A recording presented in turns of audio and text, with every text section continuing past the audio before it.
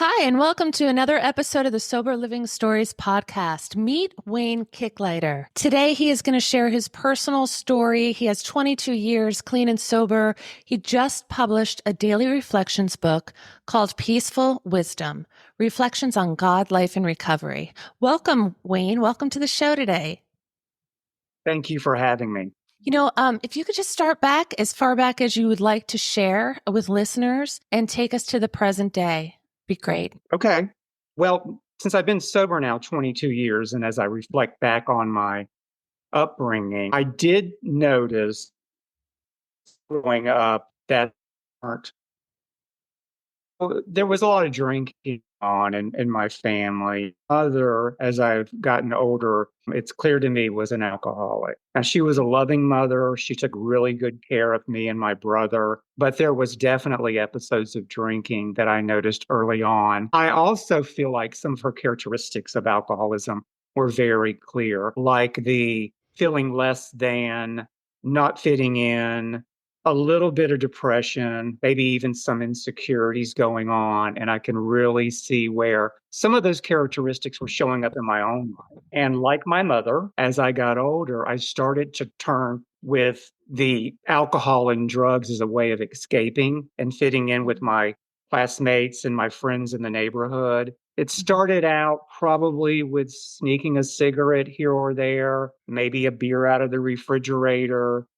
I loved camping out with the neighborhood boys because we would be getting into mischief at night. And I seemed to be kind of the center of attention because I brought the party favors at a Right. very early age. But it continued. It continued as I got older and into high school. And then I found myself really latching on to that mischief and that alcohol and party scene more than I did the academic scene. So I started skipping school. I started to venture out and take more and more chances, as an adolescent. And when I got my first driver's license, I was hitting the road and I was really reaching out, I guess, to something other than what I had at home and what I had in my day-to-day life. Because I like that escape. I liked that excitement. I liked being kind of, in a danger zone. And it brought some attention to me, during those high school years. My parents moved away to North Georgia because I grew up in Florida. Back when I had just turned 18, they had now announced that they were moving to North Georgia. And I said, well, have a good time because I'm not going. I was a surfer boy and I was living in Daytona Beach and I wanted to keep that scene going because I was having such a good time. I found a job at a bar, of course, like any other good alcoholic. Being a bartender and waiting tables, it not only helped me in my popularity as a bartender and waiter, but it also fed that ego that I had. And it kind of gave me that false security that I had a bunch of friends. If I'm honest with myself, and as I look back now, they really weren't friends. They were just drinking buddies. They were my party pals. I was really connecting this newfound group, as my posse, but they were nothing more than just enablers. They were really my party people. And that scene just got worse as time went on. And then I found myself getting into trouble with drugs and I started finding myself getting in trouble with the law. And I started to have little episodes of this moment of clarity that something wasn't right and that my drinking and my drugging was really starting to have an effect on my life, and it was a negative effect. It's kind of like, and I've heard this said in the rooms of Alcoholics Anonymous, and it really describes me well. I feel like I went to a keg party at 16 years old, and I didn't leave until I was 38 years old because I love that feeling. I was the guy that would go to the party and I'm like, let's keep going. We got to go to work tomorrow. It's like, oh, we can still get a couple hours sleep. I was the one, I was continuing the party even after the party was over. And I thought it was cute. I thought it was funny. And it was at the time. But when I started becoming a young adult, I started to realize that I couldn't do the normal everyday 9 to 5 life and have the party life. But I tried. Right. The true Dr. Jekyll and Mr. Hyde that I was, I did. I tried. I'm like, sure, I can do this. I can have a real job and still keep up the party scene. It didn't work. It really didn't work. And a series of mishaps and a series of court dates and rehabs. My poor family, they were there for me all along. Here I was, a son of a loving family, but yet here I was destroying my life. Now, I mentioned my mother was an alcoholic early on. Well, mother got sober. So, when I was probably in my mid 20s, my mother had found recovery. And so she was already living a more recovery life. And I didn't know what recovery was. I didn't know what an alcoholic was. I just knew that what was happening in my life was becoming more and more destructive. Now, like any good alcoholic, I mean, for me, there was a lot of denial because I never really looked at the trouble that I got into as tied directly to the drugs and alcohol. I always looked at it like, oh, I was in the wrong place at the wrong time. Or, well, I should have been speeding, or I wouldn't have got that DUI. Or I shouldn't have went down that road because I should have known better because that's where the cops hang out. There was all this rationalization going on and minimalization going on.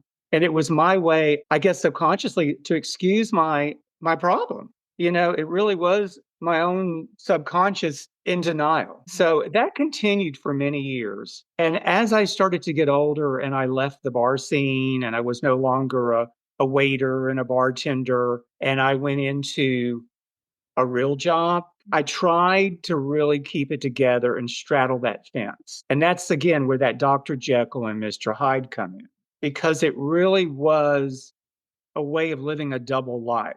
I could be Clark Kent 9 to 5, and then at night I was the party animal. I was the drunk, or it was really a double life that I was living. Now, of course, at the time I didn't see that, and it did take recovery to show me those aspects of my behavior early on. And that's what's really cool about the rooms of Alcoholics Anonymous and the 12 steps is because for me, when I finally did get sober, I was able to reflect back on that person I was, before I got sober. Yeah. But to fast forward, Jessica, I was able to maintain that double life for a while, but it started to catch up with me and it was starting to become harder to live, the double life. And unfortunately, I'd like to tell you that I chose the normal 9 to 5 life over my drinking and drugging life, but that's not how the story goes. I ended up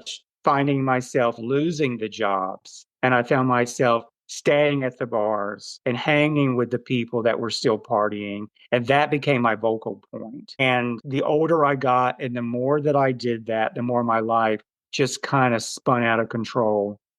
And I found myself homeless. I found myself, the family had finally exhausted all of their resources, and that tough love had to come into play. And they stopped enabling me and bailing me out and trying to help me. And I found myself at that turning point in my life where I had to make a decision. And I fell to my knees and I prayed out to the God of my understanding. I knew there was a God there somewhere. And I asked for his strength and mercy because I had decided I didn't want to live that life anymore. And with that, I was able to get back on my feet, find the rooms of Alcoholics Anonymous, find the rooms of Narcotics Anonymous, and started working on myself from the inside out, one step at a time. Yeah. Yeah, you said so many great things. Double life, like that's just exhausting, and we think it's normal, to just, get up, go to work and then, do our life in the evening and such, but it's just so much harder. So what would you say to somebody listening who is maybe experiencing that right now?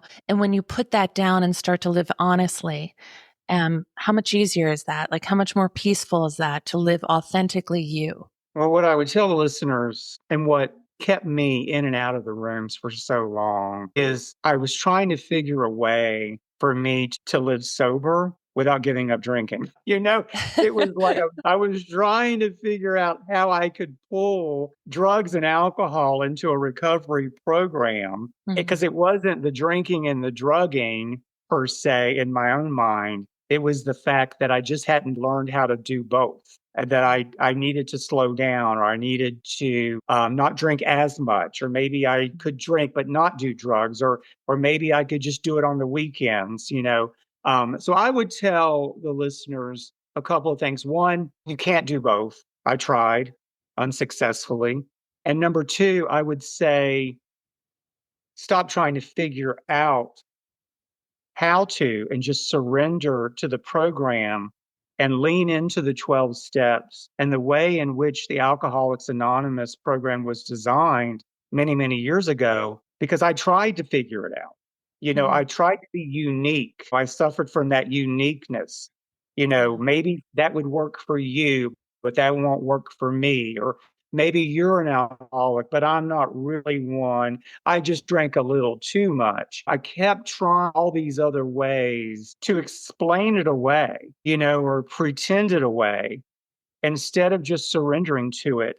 And I had a sponsor one time tell me, because, you know, I went in with this ego and this I know more than you do, and, you know, I'm different. And he just said, give it 90 days, Wayne. Give it 90 days. And if you don't find looking for in these rooms, because I knew, or he knew, that if I gave it 90 days, that something would happen. There would be a transformation in my thinking if I could stay sober long enough. And he was right. Maybe I'm not an alcoholic. Maybe I am an alcoholic. Maybe I'm not, you know, and I would just go back and forth. And he said, well, Wayne, for someone who's not an alcoholic, you sure do think about it a lot. You Right. know, which Yeah. And made you said, drugs and alcohol for you. Oftentimes I hear people say, well, my problem is drugs, so I can drink. So what would you speak to for total abstinence for people who don't understand that part of it? For the true alcoholic. Yeah. Well, I've often said I was born an alcoholic, but I grew up to be a drug addict because it was in my DNA. You know, it was the allergy that the program teaches us, that we have an allergy to alcohol. You know, alcohol. It's an allergic reaction. So I had to look at both. Alcohol is a drug. You know, it's a mind altering substance, and drugs are mind altering substances. Both are dangerous for Wayne. And the other thing that I had to come to realize to the realization is that at the bottom of every drink for me was a bag of dope. Because once I got drunk, it's funny. It's like now that, you know, I'm sober and I look back on these behaviors, it was like if I said, well, I'm just going to lay off the drugs and I'm just going to drink. Well, once I got drunk and I crossed over into that drunkenness, I wanted to get high. I wanted to buy drugs. I wanted that party to continue. I would revert back to that same 19-year-old guy that says, hey, let's continue the party even the next morning. I went back to those old behaviors because it was embedded into my DNA. You know, that allergic reaction. And you talked about that progression, like into getting in trouble with the law. You realize it's not really about the drugs and the alcohol in particular. It's about, your inside. So yes, take that out and completely abstinent from that, never can safely drink again. However, you are not destined for this like completely miserable life because there's a complete transformation, like that internal reorganization that you were talking about, like had to happen within those 90 days, or some people it takes a year, or, it's a lifelong process. But when that happens, you learn so much about yourself that you almost wouldn't want to go back. And so can you talk about that? Like when recovery started to take a hold for you, how did you start to see things differently? What were you seeing differently? Well, there's a physical, there is an emotional or mental, and then there's the spiritual. So there's like three phases of recovery. So for me, the first phase was just the physical. I started to physically feel better. I didn't have a headache. I didn't have the jitters. I didn't have this feeling of what did I do last night? I hope no one saw me. Right. You know, there was a physical healing. Sure.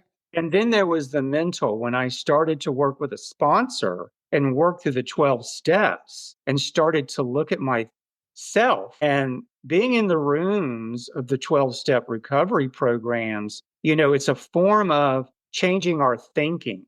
You know, we hear in the rooms our stinking thinking. You know, I had to change my stinking thinking. And the only way to do that is to be more exposed to other recovering alcoholics and drug addicts, and also surrounding my steps. So my Uh-huh. thinkings, and then the bonus prize and all Mhm. that is I bumped into God. That Right, was that right, right. spiritual awakening that it Mhm. talks about. That spiritual awakening and finding out that it's not only a God of my understanding, but it's a God who understands me. I used to think the God Almighty was this judging God and that everything that I did was unforgivable and I would never, never, never be able to have a relationship with a God. But the rooms of recovery taught me that I could because I was a drunk and a drug addict didn't mean that I wasn't also a child of God. And I found that in the rooms of Alcoholics Anonymous. There's a saying that says I ran so far from God that I ran into him in the rooms of AA. And it's so true. I bumped right Yes. into him. It's like, oh, there you are, Mm, and he was mhm. sitting there going, well, it's about time you got here. I've been waiting for Yeah. you. So your question Yeah. about what happened and what did I find in recovery, it's that. I found who I was. And that shy, insecure, broken boy so early on in life, for whatever reason, who felt like he didn't fit in with anybody or any place or anything, started to realize that this guy wasn't so bad after all. And Mhm. I started to dig into those 12 steps and started to get to know myself once and for all. I had covered myself up for so long with alcohol and drugs. I didn't know who I was. Yeah, So the covered rooms up of is a good way to put it, covered up. It's so true. And I don't know if you know, well, Sandy Beach, he's a speaker who's since passed, but he used to say, spirituality is a process of removal, not addition. So you said covered them up. It's like when we get in there, you start working on yourself, start removing all those false ideas and beliefs or things that you tacked on or along the way, to get to who you truly are. So that's such a yeah, good way to put it. yes, absolutely. So what would you say to someone who's listening who, they're about to come in? We're talking here today about the 12-step recovery, and a lot of people get well through 12 steps and some don't. They try other things. One of the greatest things that I love about 12-step recovery is that you can come from any background or faith and you're welcome. And they leave that space for you to realize who God is to you. And even people that haven't had any history of knowing who God is come in and learn how to pray and get into a relationship with Him if that's how it goes for them. So, what would you say if someone didn't have a relationship with God and was about to walk in? Like, how does that go with the steps? And that's a good question. And I love in the big book of Alcoholics Anonymous, and I don't know exactly how it's quoted, but it says, if you can't explain electricity or how physics work and how all the ins and outs of electrons, then how can you begin to explain God? It's funny how we try to explain God in some humanistic way, and he's much bigger than that. I was too busy trying to put God into Wayne's little box of Mm-hmm. understanding instead of just letting God be God and Wayne be Wayne, because God doesn't need me to supervise him. And he Mm-hmm. certainly doesn't need to listen to me either. And I found early on, when I stopped trying to manage God and just accept that he exists, God doesn't have to listen to me. So I stopped trying to dictate the rules to God. And when I did that, because the gifts of this program, it is peace and it Mm-hmm. is serenity and it Yes. is love and it is that calmness that we feel in these rooms. And those are all gifts of the program, but they're also gifts that come from God. I would just say, show up, lean into the process, and your suddenly will show up. Because that's what Mm-hmm. happened to me. God showed up in my life suddenly, not when I was ready, not when I wanted him to, but when he was ready. Yeah, so you've written this book, A Peaceful Wisdom, Reflections on God, Life, and Recovery. So what prompted you? Did you always want to write a book, or was this just something that came out of 22 years, you wanting to share? So could you talk about that process and what it's about? I had the colorful life, needless to say. And they had seen me kind of destroy my life and then rebuild it again, and then destroy my life and then rebuild it again. I retired in 2021 and I moved to North Georgia from Florida, and I got a standard poodle dog, and I built a house because the gifts of the program allowed me to stay sober long enough that I could rebuild my life again from the ground up and save a little money and build a little retirement for myself. And then these long walks in the morning with my dog and meditating with God, I started to be inspired to write a reflections book, kind of what the program teaches us, one day at a time. And I called my book Peaceful Wisdom Reflections on God, Life, and Recovery because my reflections started to become more than just my recovery reflections. They started to become reflections of my life, lessons learned, things I learned from my family, things that I learned from great managers in my career. They started to become lessons I learned on my own by bumping my head a few too many times, and the reflections on God. So God, Life, and Recovery became my inspiration to write the book. So I sat down here in my dining room and I started with one reflection at a time. Right. So that's really what inspired me, was just that spirit of peace in my life and looking back over my journey and putting it on paper. And that was a healing for me too, because Peaceful Wisdom is a daily reflections book. But when you read the book, you see that it's really my life story instead of writing a story of my life, I wrote a reflections book that told the story of my life, one reflection at a time. And I love used that. God, life, and recovery as my backdrop to tell that story. I love that. One of the best ways to start my morning is to read a reflection, a daily reflection, or a devotional. Where can they buy Peaceful Wisdom Reflections on God, Life, and Recovery? Yeah, so they can find it on Amazon. And if you search Peaceful Wisdom in the search bar, or my author name, J.W. Kicklighter, I go by Wayne, but my full name is James Wayne Kicklighter. So the author name is J.W. Kicklighter.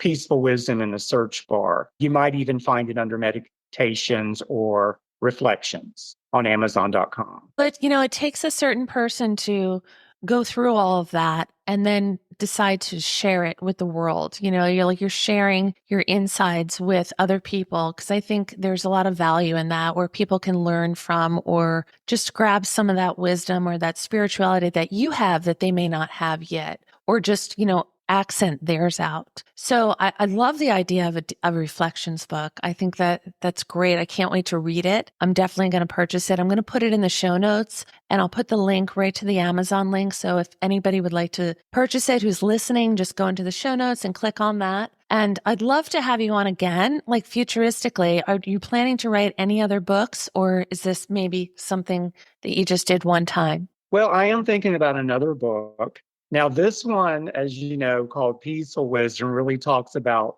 the peaceful, calm, serene life of a recovering alcoholic. Yes. But my next life may be getting more into the raw details. So I'm going to call it reckless living. So that'll be the next life, where we get a little bit more behind the scenes. Maybe that's the book my nephews wanted me to write all along. Right.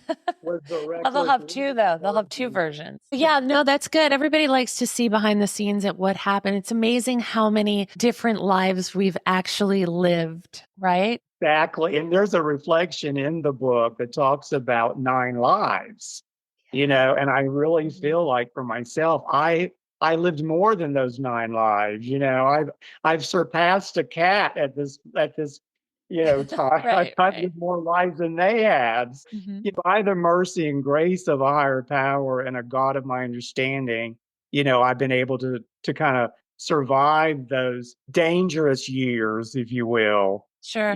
So I had to protect myself from me. I mean, that's who God has been protecting me from, is myself, with my own self-destruction. Now, the other place, Jessica, they can find me is I started a YouTube channel, and it's at Peaceful Wiz, Wiz, at Peaceful Wiz. And I love that. Yeah, and I'm doing a weekly video and I'm taking reflections out of the book each week or a topic out of the book. And then we talk about that during the YouTube. It's more of a pre-recorded message, kind of as I see it, kind of my own interpretation. Folks can dial in to YouTube on at Peaceful Wiz if they want to look at some of the previous videos. Great. Great. I'll put that down there as well so they can reach you that way. Great. Well, I thank you so much for coming on. 22 years clean and sober is such an accomplishment. And it seems like your life has been completely changed. And congratulations on your book, on getting it out there. And would you have one piece of wisdom to leave somebody who's trying to get this right? I'm glad you asked that question because I thought about it before this call or the podcast. I thought about it that get used to not knowing. Because, for so long, I wanted to know the answers and I wanted to know the outcome and what happens at the end. So instead of trying to figure out all of those answers, just surrender to not knowing and just know that it does. Oh, I love that. Not knowing how it works, just knowing that it does. So that would be my advice. I love that. Yeah, it really delays you. I got caught up on trying to figure things out for a long time, making timelines and when did this happen and when did that happen and why. And yeah, I love that advice. It's perfect. Right, and why is the sponsor telling me to do this? Or why do I have to read that paragraph? And why do I need to go to 90 meetings in 90 days? All of those suggestions. And I always tried to figure out why. And really all I needed to do is just do it. A friend of mine says, we've heard this in the rooms, let go and let God. You've heard that before. Yes, absolutely. She says, let go or be dragged. Definitely heard that Be before. dragged line. Yes, So I if you love don't that. let go, he's going to drag you there one way or another. So let go. Or be Exactly. dragged. It reminded me just lastly, for a lot of people, and I think it says it in the book of Alcoholics Anonymous, that it's a spiritual answer and a program of action. So you talked about the spiritual answer, and then you said, don't ask why, just do. And I think if you put that action behind it, people are going to have incredible results, regardless of what way they want to come in. So once again, I thank you so much for being here. And I really congratulate you on your book. And you have a really powerful message. Well, thank you, Jessica. And thanks for having me today. Absolutely.